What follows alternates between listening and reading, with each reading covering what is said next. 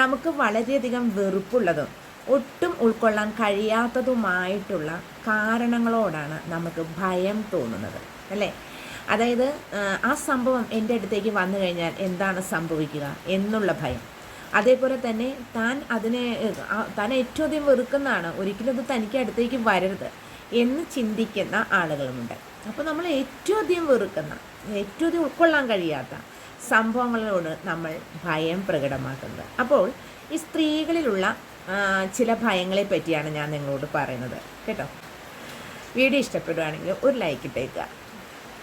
അതായത് സ്ത്രീകൾ മുക്കാൽ ഭാഗത്തോളം ആളുകൾ പൊതുവെ ഒതുങ്ങി ജീവിക്കാനായിട്ട് ആഗ്രഹിക്കുന്ന ആളുകളാണ് എന്നുള്ളതാണ്. എന്നാൽ ചില ആളുകൾ വളരെയധികം ഫ്രീഡം ആഗ്രഹിക്കുന്ന ആളുകളാണ് എന്നുള്ളതാണ്. ആദ്യം നമ്മൾക്ക് ലവ് റിലേഷൻഷിപ്പ് എടുക്കാം. ലവ് റിലേഷൻഷിപ്പിൽ എന്തുകൊണ്ടാണ് പൊതുവെ പെൺകുട്ടികളും ആൺകുട്ടികളായാലും ഭയക്കുന്നത്? കാരണം താൻ സ്നേഹിക്കുന്ന വ്യക്തി തന്നെ കൈവിട്ട് കളയുമോ, താൻ ചെയ്യുന്ന പ്രവൃത്തികൾ അവർക്ക് ഇഷ്ടപ്പെടുന്നുണ്ടോ, തന്നെ അവർ വെറുക്കുകയാണോ, ഇങ്ങനെയുള്ള സംഭവങ്ങളാണ് അവർക്ക് അകാരണമായിട്ടുള്ള ഭയം ജനിപ്പിക്കുന്നത്. താൻ ചിലപ്പോൾ അവർ ആവശ്യപ്പെടുന്ന കാര്യങ്ങൾ ചെയ്തില്ലെങ്കിൽ, അവരുടെ വരുതിക്ക് നിന്നില്ലെങ്കിൽ തനിക്ക് തൻ്റെ പേഴ്സണെ നഷ്ടപ്പെടുമോ എന്നുള്ള അകാരണമായ ഭയവും ഉത്കണ്ഠയുമാണ് പൊതുവെ ലവ് റിലേഷൻഷിപ്പിൽ വരിക എന്നുള്ളത്. അതുപോലെ തന്നെ ലവ് റിലേഷൻഷിപ്പിൽ വേറൊരു കാര്യം കൂടി വരും. തനിക്കുണ്ടാകുന്ന എന്തെങ്കിലും ശൂന്യതകൾ അല്ലെങ്കിൽ തനിക്കുണ്ടാകുന്ന എന്തെങ്കിലും കുറവുകൾ താൻ സ്നേഹിക്കുന്ന പേഴ്സൺ അറിഞ്ഞാൽ തന്നെ കൈവിട്ട് കളയുമോ എന്നുള്ള ഒരു ഭയം കൂടി വ്യക്തികൾക്ക് ഉണ്ടാകുന്നുണ്ട്. തൻ്റെ ഫാമിലി ബാക്ക്ഗ്രൗണ്ട് മോശമാണെങ്കിൽ, തൻ്റെ എഡ്യൂക്കേഷൻ മോശമാണെങ്കിൽ പലരും പല കാര്യങ്ങളും ഹൈഡ് ചെയ്ത് വയ്ക്കും, അല്ലേ? പക്ഷെ ഹൈഡ് ചെയ്ത് വയ്ക്കാതെ, ഒരു ഭയവും പ്രകടിപ്പിക്കാതെ അത് ഓപ്പണായി പറയുകയാണെങ്കിൽ താൻ സ്നേഹിക്കുന്ന വ്യക്തി തന്നെ കൂടുതൽ സ്നേഹിക്കും എന്നുള്ളതാണ്. അതായത് ഇനി നമുക്ക് മാരീഡ് ലൈഫ് എടുക്കാം. മാരീഡ് ലൈഫിൽ എന്താണ് ഭയം വരുന്നത് സ്ത്രീകൾക്ക് പൊതുവെ? ഒന്നാമത്തെ കാര്യം എന്ന് പറയുന്നത്, തൻ്റെ പാർട്ട്ണർ തന്നെ വളരെയധികമായിട്ട് ഉപദ്രവിക്കുന്നു, ദേഹോപദ്രവം ചെയ്യുന്നു, മാനഹാനി ചെയ്യുന്നു, അബ്യൂസ് ചെയ്യുന്നു, അല്ലേ? അവർ വളരെയധികം ഷൗട്ട് ചെയ്യുന്നു, ദേഷ്യപ്പെടുന്നു, കുട്ടികളെ ഉപദ്രവിക്കുന്നു, തന്നെ ഉപദ്രവിക്കുന്നു, മറ്റുള്ളവരുടെ മുമ്പിൽ വെച്ച് ഡിസ്ഗ്രേസ് ചെയ്യുന്നു. പക്ഷെ ഇങ്ങനെയൊക്കെ ഒരുപാട് കാര്യങ്ങളുണ്ട്. പക്ഷേ തുറന്നു പറയാനും എതിർക്കാനും അവർക്ക് ഭയമാണ്. ഇപ്പോൾ സ്ത്രീകൾ പൊതുവെ ഇത് മനസ്സിൻ്റെ ഉള്ളിൽ വെച്ചുകൊണ്ട് തുറന്നു പറയാനായിട്ട് തയ്യാറാകില്ല എന്നുള്ളതാണ് ഏറ്റവും പ്രധാനപ്പെട്ട കാരണം. ഇതിൻ്റെ പിന്നിലുള്ള റീസൺ എന്താണ് എന്ന് നമുക്ക് നോക്കാം. ഇതിൻ്റെ പിന്നിലുള്ള റീസൺ എന്ന് പറയുന്നത്, ഒന്ന്, ഒരു പക്ഷേ ഈ സ്ത്രീ വരുമാന മാർഗമില്ലാത്ത സ്ത്രീയാണ് എങ്കിൽ ഹസ്ബൻഡ് തല്ലും ചവിട്ടും ഇടിക്കും എല്ലാം ചെയ്യും, എന്നാലും തനിക്ക് അയാളിൽ നിന്നുള്ള വരുമാനമില്ലാതെ ജീവിക്കാൻ കഴിയില്ല. താൻ നിരാലംബയായ ഒരു സ്ത്രീയാണ്, തൻ്റെ ഫാമിലി തന്നെ വിവാഹം ചെയ്ത് കഴിപ്പിച്ചു, ഇനി എങ്ങോട്ടും പോകാൻ പറ്റില്ല എന്നുള്ളതാണ് മെയിൻ റീസൺ എന്നുള്ളത്. രണ്ടാമത്തെ പ്രധാനപ്പെട്ട കാരണം എന്ന് പറയുന്നത്,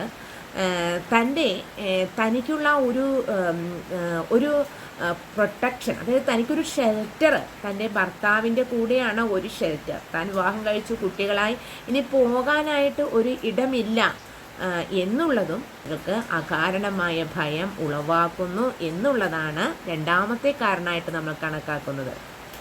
ആത്മവിശ്വാസമില്ല എന്നുള്ളതാണ് ഏറ്റവും പ്രധാനപ്പെട്ട ഒരു കാരണമായിട്ട് കണക്കാക്കുന്നത്. അതായത് താൻ നിരാലംബയായ ഒരു സ്ത്രീയാണ്, തനിക്ക് തൻ്റെ മനസ്സിലുള്ള കാര്യങ്ങൾ തൻ്റെ പാർട്ട്ണറോട് പറഞ്ഞ് പ്രതിഫലിപ്പിക്കാനായിട്ട് കഴിയുമോ, അവരുടെ റിയാക്ഷൻ എങ്ങനെയായിരിക്കും, അവർ നേരത്തെ ഉണ്ടായ അവസ്ഥയിൽ നിന്നും ഒത്തിരി പൊട്ടിത്തെറിക്കുന്ന അവസ്ഥയിലേക്ക് വരുമോ എന്നൊക്കെയുള്ള ചിന്തകൾ ഇവരെ വല്ലാതെ മതിക്കുന്നു എന്നുള്ളതാണ്. അപ്പോൾ ഒരു കോൺഫിഡൻസ് ഇല്ല, ഒന്നും തുറന്ന് പറയാനായിട്ടുള്ളൊരു ആത്മവിശ്വാസമില്ല. വേണ്ട, ഇത് തന്നെയാണ് കംഫർട്ട് സോൺ, ഇങ്ങനെ തന്നെ പോവാം എന്നുള്ളതും ഒരു പ്രധാനപ്പെട്ട സ്ത്രീകൾ ഭയക്കുന്ന കാരണം തന്നെയാണ് എന്നുള്ളതാണ്. ചില സ്ത്രീകൾ മിണ്ടാതെ ഇങ്ങനെ ഇരിക്കും, എപ്പോഴും മിണ്ടാതിരിക്കും. അതായത് അപ്പോൾ അതൊരു നല്ല സൂചനയാണ്, അപ്പോൾ ഒരു വഴക്ക് അവിടെ കുറയും എന്നുള്ളതാണ്. പക്ഷെ മിണ്ടാതിരിക്കും തോറും തൻ്റെ എതിർപക്ഷത്തുള്ള ആൾ വളരെയധികം വയലൻ്റ് ആകും എന്നുള്ളതാണ്. അത് അയാൾ കൂടുതൽ ഉപദ്രവിക്കാനായിട്ട് തുടങ്ങും, അബ്യൂസ് ചെയ്യാനായിട്ട് തുടങ്ങും എന്നുള്ളതാണ്. മിണ്ടാതിരിക്കുന്നത് നല്ലതാണ്, അടിയുടെ അളവ് കുറയുമെന്നുള്ളതാണ്.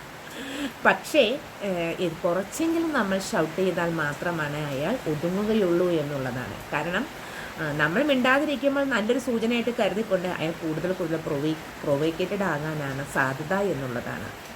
അതുപോലെ തന്നെ ചൈൽഡ്ഹുഡ് ട്രോമ എന്ന് പറഞ്ഞ സംഭവമുണ്ട്. ബാല്യകാല സമയത്ത് ഇപ്പോൾ നമുക്ക് പറ്റുന്ന മനസ്സിനേക്കുന്ന മുറിവ് അത് ഉണങ്ങാതെ നമ്മുടെ മനസ്സിൻ്റെ അടിത്തട്ടിൽ കിടപ്പുണ്ടെങ്കിൽ അതിൽ നിന്ന് നമുക്കൊരു പേടിയും ഭയവും തട്ടാറുണ്ട്. നമ്മളുടെ പാരൻസ് നമ്മളെ അകാരണമായിട്ട് ഉപദ്രവിക്കുന്നവരായിരിക്കാം, അല്ലെങ്കിൽ ഒരു പക്ഷേ നമ്മുടെ ആരെങ്കിലും നമ്മൾ ഉപദ്രവിച്ചിട്ടുണ്ടാകും. അപ്പോൾ ഇതൊക്കെ ഒരു ഭയമായി മനസ്സിൽ കിടക്കുന്നതുകൊണ്ട് വിവാഹ ജീവിതത്തിലേക്ക് കിടന്നാലും തൻ്റെ പാർട്ട്ണറെ അകാരണമായിട്ട് ഭയക്കുന്ന വ്യക്തികളുണ്ട് എന്നുള്ളതാണ്. അപ്പോൾ ഇവിടെ ഏറ്റവും പ്രധാനപ്പെട്ട സൊല്യൂഷൻ എന്ന് ഞാൻ ഒരിക്കൽ കൂടി പറയുന്നത്, നിങ്ങൾ എപ്പോഴും അകാരണമായിട്ട് ഭയക്കാതെ തുറന്നു പറയാതെ വിഷമിക്കുന്നതിനേക്കാൾ നല്ലത് കുറച്ച് കാര്യങ്ങൾ വെച്ചുകൊണ്ട് തൻ്റെ പാർട്ട്ണറോട് ഓപ്പണായി സംസാരിക്കുക എന്നുള്ളതാണ്. കുറേശ്ശായിട്ട് ഓപ്പണായിട്ട് സംസാരിച്ച് കുറച്ചൊക്കെ എതിർപ്പുകൾ പ്രകടിപ്പിച്ചു തുടങ്ങുക എന്നുള്ളതാണ്. അതുപോലെ തന്നെ സ്ത്രീകൾ എപ്പോഴും സെൽഫ് സഫിഷ്യൻസി കൈവരിക്കുക എന്നുള്ളതാണ്. എന്തെങ്കിലും ഒരു ജോബ് ചെയ്ത് സ്വന്തമായിട്ട് ഏണിംഗ് ഉണ്ടായിക്കഴിഞ്ഞാൽ തന്നെ അവർക്ക് നല്ലൊരു നിലനിൽപ്പിന് അത് ഒതുങ്ങും എന്നുള്ളതാണ്. അപ്പോൾ നമ്മളവർ ഭയക്കും എന്നുള്ളതാണ് ഏറ്റവും പ്രധാനപ്പെട്ട ഒരു കാര്യം എന്നുള്ളത്.